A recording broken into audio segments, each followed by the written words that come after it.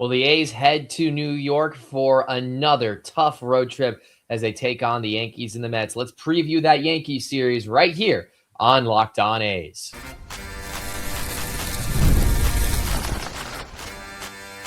You are Locked On A's, your daily podcast on the Athletics, part of the Locked On Podcast Network. Your team every day.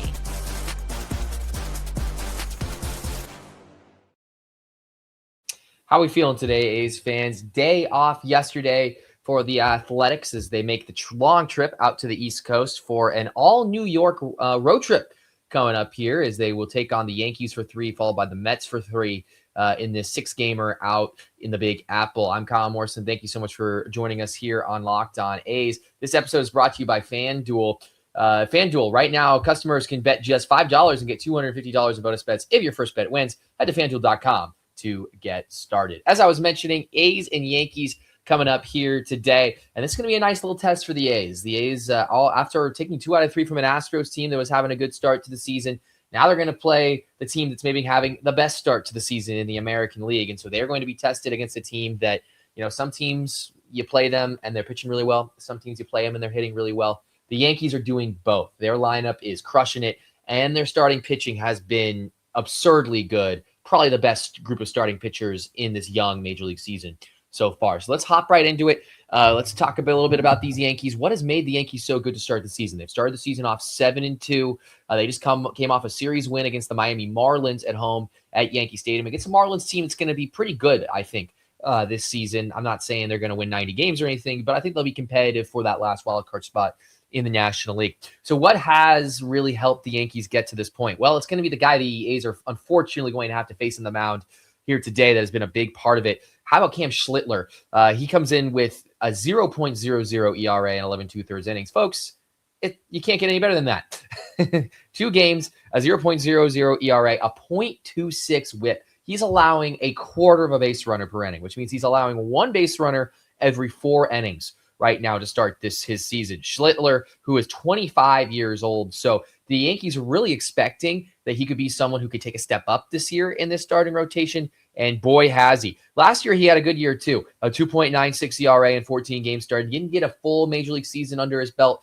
But now he's coming out here in 2026 and really looking the part of an ace, which is dangerous when you think about the other pitchers the Yankees have, which we'll get to in a little bit. His first start came against the Giants, and I'm sure all you A's fans were very happy to see his first start against the Giants because he shut them down, and 5 1/3, only allowed 1 hit. And then his next start came against the Mariners in Seattle against a good Mariners team where he went 6 1/3 and only allowed 2 hits. The A's will have to face him tonight, so it's not going to start off easy here for the A's. Again, it's going to be Cam Schlittler against Aaron Civale, which, I mean, let's be honest, it's kind of a mismatch. Not just kind of a mismatch, that is definitely a mismatch. You got one of the best young arms in Major League Baseball going against kind of fringe 4-5 guy right now in Aaron Civale. But hey, Civale pitched well in his first start against the Braves, so we'll see if he can go out there and pull a rabbit out of the hat here in Yankee Stadium. And who knows, maybe the A's are getting hot here at the right time in their lineup.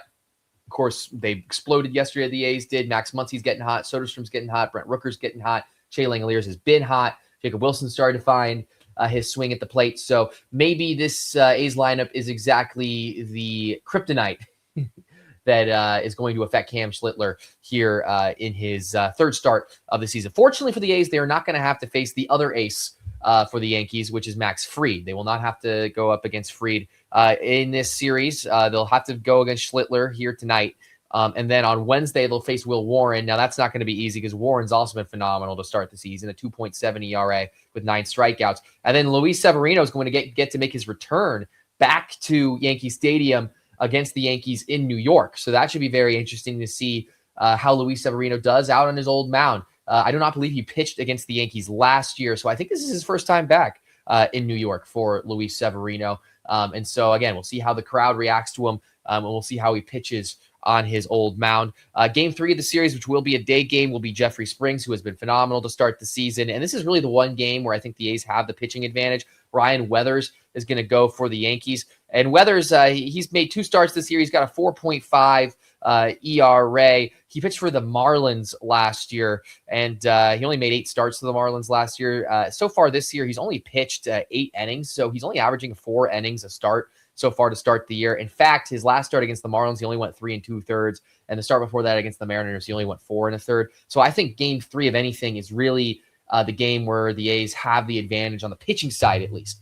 Jeffrey Springs going against Weathers. The other 2 games are going to be tough, man. They're going to be tough. I mean, if Severino pitches well back in Yankee Stadium, and who knows, maybe, he hates the minor league ballpark in Sacramento, but he feels right at home back at Yankee Stadium. He goes out there at Yankee Stadium and pitches great. Then, yeah, maybe the A's do have the pitching advantage in that game, but the first game's going to be tough. Schlittler versus Civale. I think the Yankees, any Yankees fan will tell you they feel pretty darn good about that opening start that Schlittler is going to be making for New York against Aaron Civale. So to me, I think it's really important. The A's got to win one of those first 2. I would like to see Severino come through in game 2 and pitch really, really well so the A's can, at the very least, get that game and then let Jeffrey Springs bring you home in game 3 of the series to really give yourselves a chance. Now, remember when I said that pitching is not the only good thing the Yankees have going for them. It's part of what the Yankees have going for them, but it's not the only good thing the Yankees have going for them because the Yankees lineup is on fire right now. And surprisingly enough, they're on fire, and they really haven't gotten a great start from Aaron Judge. Giancarlo Stanton is looking like he's having a renaissance here right now with the way he's playing. He's got a 394 batting average. He only hit 1 home run. But to me, if I'm a Yankees fan and I look at Giancarlo Stanton hitting 394, that to me is more of a positive sign than anything, even if he's not hitting home runs, because it shows you that Giancarlo Stanton's starting to make contact. I mean, what has it been the last 4 or 5 years? Giancarlo Stanton's kind of been a one-trick pony, right? I mean, he's kind of been a guy where he either hits a home run or why is he even in the lineup, If he's making contact and really starting to, become a better overall hitter and not just like a big old power guy, and I think that bodes really well for the Yankees, especially considering Giancarlo Stanton is one of those guys who gets trusted to protect Aaron Judge in a lot of games. Ben Rice continues to show that he is a guy who the Yankees are going to be able to rely on as a future stud in their lineup for many, many years to come. He kind of broke out last year with a good year in 2025 where he had an 836 OPS. He hit 255 that year, and he had 26 home runs and 65 RBIs. That's a pretty darn good year. This year, he has picked up right where he's left off, a 370 batting average with 3 home runs and 11 RBIs. His OPS is at 1380, which, again, is pretty darn good. And you take a look at his last 3 games against the Marlins. On Friday, he went 2 for 5. He picked up a home run and 3 RBIs. And then on Sunday, he also hit a home run and picked up 3 RBIs as well against the Marlins. So that's another guy who has been phenomenal for the Yankees to start the season.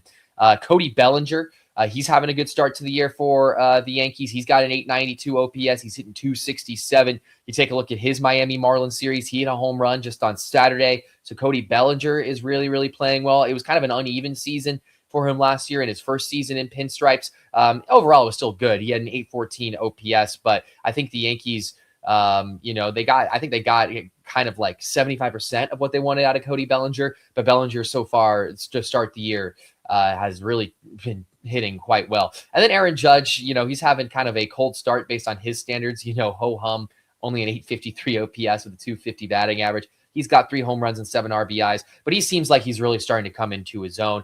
In that series against the Marlins, he hit a home run on Friday.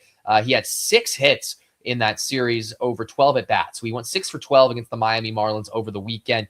He picked up 4 RBIs and he hit a home run. So, look, if you're an A's fan, I think that most A's fans are smart enough and savvy enough to know that they should not expect Aaron Judge to be anything other than Aaron Judge in this series. I mean, that's just the way it goes usually. Aaron Judge, I would not be surprised if he comes out in game 1 of the series and just lights up the A's. I also wouldn't be surprised if, Judge is kind of like a sleeping giant and then lights up the A's later in the series.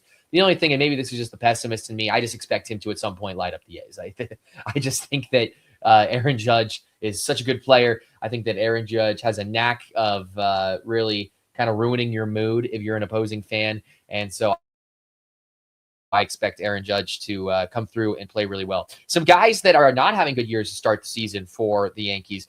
Jazz Chisholm has actually not come out and played all that well. This was after I think he said he was going to be the next 50-50 guy before the season. Okay, Jazz.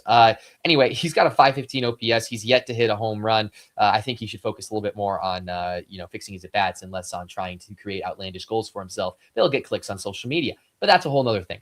He went 2 for 13 in the series against the Marlins. Trent Grisham seems to be coming back to earth. I think we all kind of felt like last year was kind of an aberration for Trent Grisham. Not to say that he won't have decent years with the bat going forward, but Trent Grisham for his entire career has pretty much kind of been has been a glove first guy and a bat guy second, someone who's going to make good plays for you out in the outfield and maybe occasionally hit a home run. Last year, I mean, he had a career year for the Yankees with an OPS at 812, which I really don't think is something that we should expect out of Trent Grisham going forward. So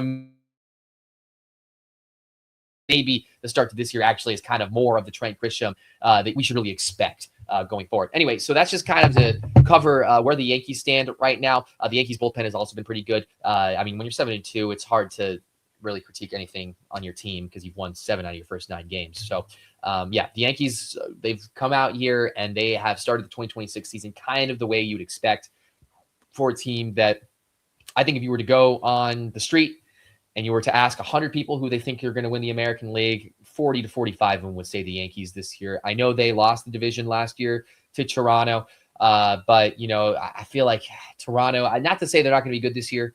I think they will be good this year. But to expect them to be able to beat this Yankees team in the division again, I think is a big ask because this Yankees team is just chock-loaded with talent, as they always are. They're the New York freaking Yankees. And Garrett Cole, Garrett Cole, he may very well return later in the season and make the rotation even better once we get deeper and deeper into the summer. But right now, I mean, it's really hard to complain about a guy like Max Fried and Cam Schlittler to start off the rotation, and then some other guys kind of piecing together behind them. So again, this is a Yankees team. They have great pitching. They have a great lineup when they're going good. They are, in my estimation, this early in the season, the class of the American League. I don't see anyone else in the American League right now who is at the very least better than them, and I don't see anyone who really has equaled the way they've started the season. So again, it's going to be a great test for the A's. Can the A's go into Yankee Stadium and win a series? That may be a tough ask for an A's team that's 3-6 and really struggled on their first road trip of the season. But you know, if the A's get hot and the A's continue to hit the way we kind of saw flashes of in that Astros series, I think the A's got a real shot in this series, especially because they're only going to have to face one of the Yankees' big dogs, and that's Schlittler in Game 1 of the series here tonight. And, you know, it's baseball. Who knows? Maybe they get Schlittler, whatever. I guess Schlittler's, technically due to give up some runs. So maybe the A's are the ones who pump up that ERA a little bit. But after that, the next 2 games are very winnable. If Severino pitches well, which you've heard my rants about Luis Severino on the show before, that is by no means a guarantee. But if Luis Severino pitches well in Game 2 of the series, I think the A's have a real shot in that one. And then I think in Game 3, the A's actually have the pitching advantage with Jeffrey Springs on the mound. And so I think that's a real shot to kind of steal the series in the rubber match if the A's can find a way to get one of the first 2 games. And then after that, it's not going to get any easier because they're going to face another really good New York team in the Mets right after that. Anywho, as we move forward, we know we've kind of covered the A's and Yankees of today. I kind of wanted to go through some history of this A's and Yankees rivalry. Obviously, the A's as an organization are in flux, so it's not really the same rivalry we saw when the A's were in Oakland. But these are still 2 of the charter members of the American League, 2 teams that have had so many battles going back to the early 1910s. So I just kind of want to go through some of the history of this A's and Yankees rivalry as we continue through the show. So that'll be coming up next. And then after that, I'm going to do my first kind of minor league roundup of the season. I'm going to look at some of the early risers, some of the really good numbers we've seen out of some of these A's prospects early on in the minor league season. And who knows, we may see some of these guys as the major league season continues to develop. The MLB season is here where every pitch matters, every matchup is magnified, and every game can swing the way a team's season is going to go. And right now, FanDuel is giving new customers a great way to get in on the action. Here's what I like about it. You can bet just $5 to get $250 in bonus bets if your first bet wins. The app makes it easy to follow the action with player stats, trends, and matchups all in one place. And during the regular season, that extra insight really matters when you're looking at stars, role players, and key moments. It just makes the entire baseball season experience more engaging from start to finish. Right now, as we go into this A's and Yankees series, the A's currently are looking at some pretty large odds to beat the Yankees, according to FanDuel. Right now, FanDuel has the money line at a negative 295, reflecting a 64 to 65% win probability for the New York Yankees. And I would take that bet because the A's are hot coming off of a series win against the Astros. And I just might think that the A's could surprise the Yankees here in this upcoming series in New York. Head to FanDuel.com to get started. FanDuel, play your game. So he's heading to our second segment here. I do have a correction to make. Luis Severino actually did make one start against the Yankees last year on June 29th, and he got roughed up, 5 earned runs and 3 2/3. So an opportunity for him to come out and fix what was a very bad first start in New York, coming into his first start of the 2026 season in New York. He actually gave up 7 runs overall in 3 2/3. It really was a yikes kind of start. Anyway, maybe that's why I didn't remember it. I erased it from my memory. Anyway, I wanted to go into some history here of the A's and Yankees rivalry just to kind of give some context about these two teams. You know, it's really funny. I remember last year I was on the set for A's Cast, and I was talking to Chris Townsend, and Townie was, kind of talking about some things. And I asked Townie, I was like, hey, where would you rank this A's-Yankees rivalry overall as far as rivalries are concerned? And he looked at me. He's like, it's not a rivalry. They don't think of us as rivals. And, I don't know what Yankees fans think. I mean, I think Yankees fans probably feel like every team thinks that they're rivals with the Yankees because the Yankees are kind of whether you like it or not, whether you have to acknowledge the Yankees are the branded organization in Major League Baseball. You got the Yankees in Major League Baseball. You got the Celtics and Lakers in the NBA. You got the Dallas Cowboys in the NFL. Like, these teams are just teams that, their brands are bigger than the sport almost. Like, you can see someone wearing a Yankees hat in some random European town. They may not even know baseball, but it's a brand. It's something that kind of is even bigger in many ways than the actual organization of Major League Baseball. And so, of course, you're talking about a team that's won 27 World Series. You're talking about an organization that has terrorized so many different teams. Of course, every team is going to feel like they're rivals with the Yankees.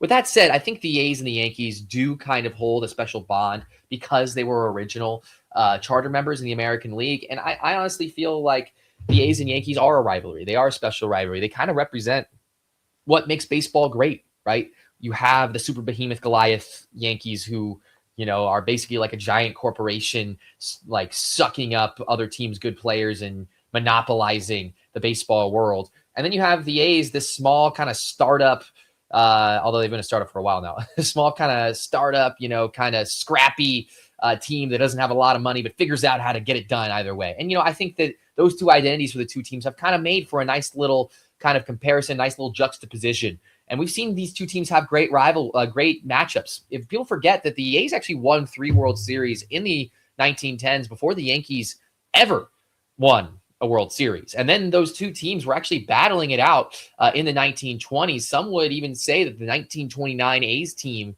was better than the 1927 Yankees, which kind of, is known as the greatest baseball team of all time. Now, personally, I believe none of those teams can qualify to be the greatest baseball teams of all time because they played before integration. I don't think you can say you're the greatest baseball team of all time when you didn't play against more than half the population that contains some of the greatest baseball players in the world. That's a whole nother episode. That's a whole nother tangent. But still, kind of to show you in the history, the A's and the Yankees, it wasn't like this big mismatch that a lot of people think. The mismatch really started to happen once we got into the 30s, 40s, and 50s when the A's kind of became money poor. And then actually Connie Mack, his family sold the team, and the new owner of that A's team, who used to be in the Yankees ownership group, I think he was a friend of the Yankees owner at the time, moved the team to Kansas City. And there is like a big conspiracy theory that still lives on today on all kinds of Reddit boards, that when the A's were in Kansas City, they were basically a secret farm team of the Yankees, that the Yankees had somehow paid off the owner of the Athletics to make all these horrible trades with the Yankees and help the Yankees continue to win championships and dominate the baseball world. Now, whether it was actually that it was rigged or whether it was that the Kansas City A's just were cheap, so it sounds familiar. Anyway, and made bad trades. Who knows? But that was the conspiracy theory. It added to the rivalry. And then, of course, the A's moved to Oakland. They move out to the West Coast. Charlie Finley takes over the team, and the A's win 3 straight World Series titles, and they become the kings of the baseball world in the early 70s, 72, 73, 74. And then you get into the 80s where the A's and the Yankees had some matchups in the ALCS. And then, of course, we get to the early 2000s where a lot of contention contemporary A's fans kind of remember this A's and Yankees rivalry being really, really heated. And a lot of contemporary A's fans probably have some very bad memories, particularly of 2001 when the A's were up 2-0 and then the whole Derek Jeter flip play, which, by the way, I don't care what anyone says, Giambi was safe. I've watched the play over and over again, and I can't believe that no one talks about it. Giambi's foot obviously gets to the bag before Posada makes the tag. That's just my opinion, but I'm sure a lot of people here agree. Totally robbed were the A's in that game 3. Now, with that being said, they still should have not choked and allowed the Yankees to win the next 2 games in that series and then ultimately lose the series. And then, of course, in 2018, the A's took the lead early on in that game with a Chris Davis home run, and then Yankees ended up winning the series. So as much as it is a rivalry, it's also kind of just this A's-Yankees matchup is also just kind of a point and a place where A's fans can all kind of be sad together, I suppose, with all the terror and all of the sadness that the Yankees have brought upon the A's. But today is a new era, and the A's are going to go into Yankee Stadium, and they're going to find a way to win the series. And the A's and the Yankees, this rivalry, I believe it'll continue to be a good rivalry and a good part of baseball history and contemporary baseball through the Sacramento area and going into the Vegas era. And it's going to be fun to watch these young A stars compete with a Yankees team that, as you all know, we should expect to be good forever. So anyway, we're going to take a break, and then we're going to go over some minor league players for the A's and show you who's having a good start to the season and show some light on maybe some of the future A stars who will be maybe terrorizing the Yankees going forward. Is that wishful thinking?